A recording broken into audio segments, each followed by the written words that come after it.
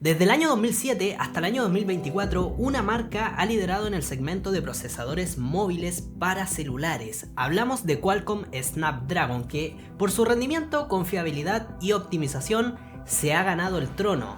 Pero en el año 2024 su trono está puesto en duda porque marcas como MediaTek, Exynos, Apple e incluso Unisoc se acercan peligrosamente a tratar de quitar su trono. Aunque punto importante, Qualcomm ya pasó anteriormente por esta misma situación. Hace 30 años atrás, Qualcomm luchó contra gigantes de la industria como Motorola, Ericsson y Nokia. Y en este video te voy a comentar todos los detalles. Bienvenidos y bienvenidas a la historia completa de Qualcomm Snapdragon.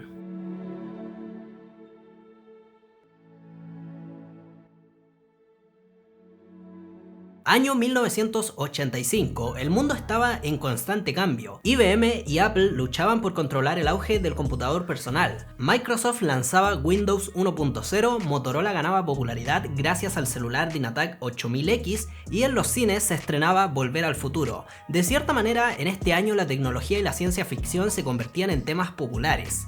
En este contexto nace el protagonista de nuestra historia. El día 1 de julio del año 1985 en San Diego, California, nace Qualcomm. Al igual que muchas empresas de la época, Qualcomm se fundó en un pequeño local y fue creada por 7 ingenieros eléctricos, pero solo nos vamos a fijar en 2 de ellos. Andrew Viterbi, que ya había dejado su huella en la ingeniería ya que en 1967 creó el algoritmo Viterbi, que hasta el día de hoy se sigue utilizando en redes de telecomunicaciones. Y luego está Irwin Mark Jacobs, la figura más influyente e importante en la historia de Qualcomm.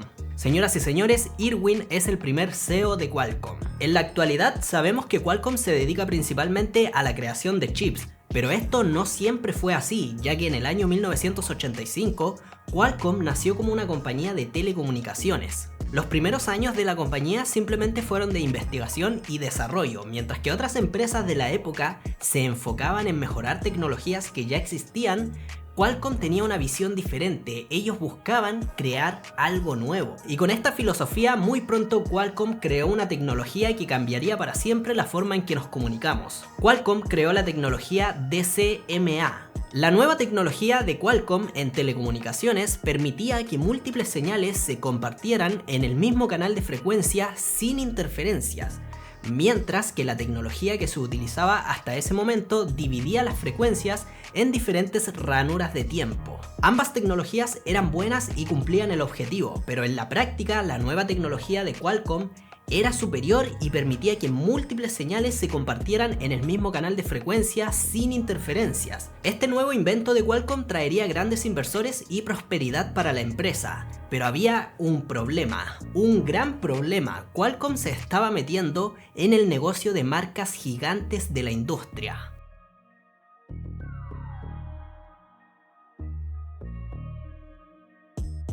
En 1985, el mercado de las redes de telecomunicaciones era muy diferente a lo que conocemos hoy, y en esa época era liderado por titanes como Motorola, Nokia y Ericsson. Estas 3 empresas apostaban fuertemente por la tecnología TDMA, la tecnología que ya existía. Al principio pensaron que Qualcomm era simplemente una compañía más del montón y que su nueva tecnología era un fraude. Pero cuando Qualcomm realizó la primera implementación comercial se dieron cuenta de que cometieron un error. Qualcomm comenzó la creación, investigación y desarrollo de su tecnología en 1985, pero fue en 1989 cuando realizaron la primera implementación comercial. La nueva tecnología de Qualcomm demostró ser superior y los operadores de la época comenzaron a ver potencial en ella. Esto, por supuesto, que no le gustó para nada a los 3 titanes que controlaban las telecomunicaciones. En este momento, la guerra por el control de las telecomunicaciones había comenzado. Tras la primera implementación comercial de Qualcomm, los titanes de telecomunicaciones comenzaron a poner ojo en sus movimientos, porque era una época en donde pequeñas empresas presentaban productos brillantes y de la nada comenzaban a competir con empresas gigantes. Y la historia se estaba repitiendo una vez más. Lo que comenzó como una pequeña compañía de San Diego rápidamente se convirtió en una completa amenaza. Y después de 4 años de la primera implementación comercial, la tecnología CDMA fue adoptada oficialmente y poco a poco esta tecnología de Qualcomm comenzó a ser utilizada por diferentes operadores en diferentes partes del mundo. Pero obvio, no era fácil, Qualcomm tenía que luchar contra estos gigantes de la industria era complicada y por una parte tenemos a Motorola que tenía el dominio total de las telecomunicaciones y el dominio total de las ventas de celulares. Luego, Ericsson, que además de estar creando celulares, era el proveedor líder de la infraestructura de telecomunicaciones. Y finalmente Nokia, que en ese momento era una empresa medianamente grande, pero en un futuro sería un gran problema para todo el grupo. La competencia en esos años era feroz y cada una de estas 4 compañías buscaba ganar. La primera en cambiar de estrategia fue Motorola, trayendo al mercado una estrategia dual, apoyando la tecnología existente y la nueva tecnología de Qualcomm. Ericsson, por su parte, apostó por lo tradicional y su control sobre la infraestructura permitió que la tecnología existente se implementara más rápidamente en Europa y en otras regiones. Y finalmente Nokia. Nokia se transformó en el dolor de cabeza de Qualcomm, y no solo de Qualcomm, sino que de todo el grupo. Nokia fue el mayor defensor de la tecnología TDMA, invirtieron fuertemente en mejorarla y lo consiguieron, transformándola de TDMA a GSM y posteriormente a WCDMA, lo que hoy conocemos como tecnología 3G. Pero además, Nokia comenzó a crecer mucho en el negocio de celulares y durante los años 90 se transformó en el fabricante más grande de celulares, quitándole el trono a Motorola. En este momento la situación era muy complicada para Qualcomm porque Nokia estaba aplastando todo, estaba aplastando a todos y apostando fuertemente por la tecnología GSM, dejando de lado la tecnología de Qualcomm. Pero en este momento llega una luz de esperanza. 2 operadores grandes decidieron apostar por la tecnología de Qualcomm: Verizon en Estados Unidos y SK Telecom en Corea del Sur. Este hecho no solo salvó a la compañía del dominio absoluto de Nokia, sino que también le permitió mantener una base sólida de ingresos porque estaban en 2 de los mercados más importantes del mundo. Y acá hay un punto súper clave. ¿Se acuerdan que les dije que Irwin Mark Jacobs era una de las personas más importantes de Qualcomm? Este movimiento es absolutamente estratégico para la época. Irwin fue una figura influyente en el crecimiento de Qualcomm y era un visionario. Él puso una política de ingresos por regalías. La estrategia de Jacobs se centraba en patentar las innovaciones de Qualcomm y luego licenciar esas patentes a otros fabricantes de dispositivos y operadores. Básicamente lo que hoy conocemos como un modelo de suscripción. Gracias a esta estrategia, aunque la tecnología GSM era el estándar dominante en el mundo y tenía detrás a un gigante como Nokia, a través de regalías, Qualcomm generó ingresos estables y recurrentes durante décadas. La guerra de las telecomunicaciones definitivamente la ganó Nokia, aplastando a todos sus rivales, aunque pronto este imperio iba a caer. A finales de los años 90 y principios de los años 2000, los celulares se estaban volviendo más inteligentes. Las necesidades de los usuarios no solo se estaban limitando a hacer llamadas. Ahora los usuarios querían acceder a internet, tomar fotos y eventualmente utilizar aplicaciones. En este contexto, el protagonista de nuestra historia, Irwin, se dio cuenta de lo que estaba pasando. Se dio cuenta de que ya no solo se trataba de dominar el espectro de las telecomunicaciones. Qualcomm debía ir por el interior de los celulares. Si podían controlar tanto la red como el hardware, estarían completamente en una posición de poder. Y realmente no se equivocó.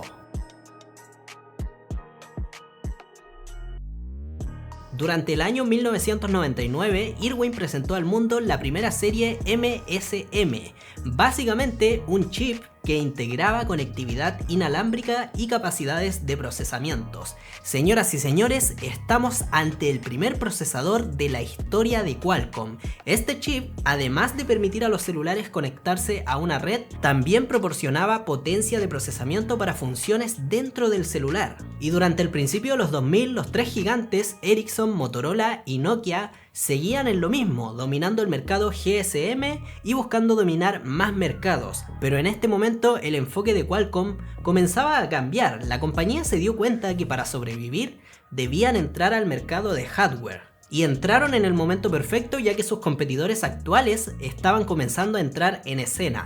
En el año 2001 nacía una compañía Spectrum, lo que hoy conocemos como Unisoc. En 2003 una compañía taiwanesa llamada MediaTek cambió su modelo de negocio por completo y pasó de crear chips para DVD a crear chips para celulares. En el año 2005 la gigantesca marca Samsung lanzó su primer procesador y en 2007 la industria experimentó un cambio histórico. En este año llegó el primer iPhone de la historia, que curiosamente el primer iPhone de la historia llevaba un procesador fabricado por Samsung. Y este es un punto clave porque el lanzamiento del iPhone para Qualcomm solo fortaleció la idea de la importancia en chips y procesadores de rendimiento para celulares. Y como Qualcomm ya había tomado la iniciativa desde antes, cuando sus competidores entraron al mercado, ellos ya estaban posicionados y gracias a toda la experiencia adquirida anteriormente, en el mismo año 2007, los chips MSM pasan a llamarse oficialmente Qualcomm Snapdragon, marcando el inicio de una nueva era en el mundo de los procesadores móviles. Este lanzamiento tuvo un impacto significativo en la industria, fue un momento muy importante e impulsó la competencia en innovación. Este lanzamiento hizo que muchas marcas comenzaran a crear sus propias versiones de procesadores, aunque ya era demasiado tarde porque con el lanzamiento de los procesadores Snapdragon, Qualcomm se convirtió en el líder indiscutible y el principal proveedor de procesadores para celulares Android. Según un reporte de Counterpoint Research, durante 2015 y 2016, Qualcomm tenía más del 50% del mercado de procesadores. Considerando a todas las marcas que habían en ese momento, esto era un dominio absoluto del mercado. Aunque este éxito también llevó a Qualcomm a meterse en un par de problemas. Por una parte, en el año 2017 recibió demandas antimonopolios. La FTC, que es una agencia que protege a los consumidores en Estados Unidos, demandó a Qualcomm indicando que gracias a su posición dominante podían imponer términos y licencias injustas para los fabricantes de celulares. Al siguiente año, la Comisión Europea multó a Qualcomm por prácticas anticompetitivas al bloquear a sus competidores y manteniendo acuerdos exclusivos con Apple. En 2020, el mismo reporte de Counterpoint Research indicaba que Qualcomm ahora mantenía cerca del 29% de la cuota del mercado. Qualcomm seguía siendo el líder indiscutible, pero las demás compañías de procesadores se estaban acercando peligrosamente. Durante este año pasaron varias cosas juntas. Por una parte tenemos la pandemia, por otra parte la baja producción de chips debido a la pandemia, la escasez de chips y la lenta y dolorosa caída de HiSilicon de Huawei. En ese momento el mercado se estancó y ya no había tanta innovación en procesadores. Sí que es verdad que aumentaban sus velocidades, mejoraban la construcción y el trazado, pero ya no estaban avanzando tanto como el avance de años anteriores. Esto hizo que durante los siguientes años el mercado cambiara. Para poder contrarrestar esta situación, durante el año 2021, Qualcomm compró una empresa llamada Nubia. Esta empresa sería la responsable de crear los procesadores de siguiente generación e internamente dentro de sus planes estaba bajar un poco la dependencia de ARM. También durante ese año realizaron un movimiento táctico. Qualcomm separó a Snapdragon y la transformó en una empresa independiente. Esta estrategia se diseñó para simplificar la identidad de Snapdragon, dándole su propio espacio en el sector de tecnología móvil y permitiendo que Qualcomm pudiera expandir su propio enfoque a otras áreas como la inteligencia artificial o el mercado automotriz. Y aunque en el fondo la compañía sigue siendo Qualcomm, ahora Snapdragon trabaja como una compañía independiente. Y es así como llegamos al año 2024. Actualmente Snapdragon está enfrentando una dura situación. Aunque el año aún no termina, la situación es más favorable para MediaTek, manteniendo una cuota de mercado del 29.2%, mientras que Snapdragon una cuota de mercado del 26.5%. Snapdragon sigue siendo el líder en procesadores gama alta, pero cada vez la brecha se acorta más y más. Además, ahora al momento de grabar este video, ARM demandó a Snapdragon por los movimientos generados en el año 2021 y por los procesadores que se han lanzado con Nubia. El panorama no es muy favorable para Snapdragon, pero recordemos que detrás sigue estando Qualcomm, que como pudimos ver en esta historia, ya superó una situación peor a la situación actual. Señoras y señores, esta fue la historia completa de Snapdragon. Solo el tiempo nos va a decir qué es lo que va a suceder en el futuro, Pero de momento todo esto es lo que tenemos con Snapdragon. La siguiente historia que vamos a ver en el canal es la historia completa de MediaTek, la historia absolutamente completa. Pero bueno, si este video te gustó, también te invito a que vayas a ver la historia completa de Unisoc y por qué MediaTek casi termina arruinando a esta compañía.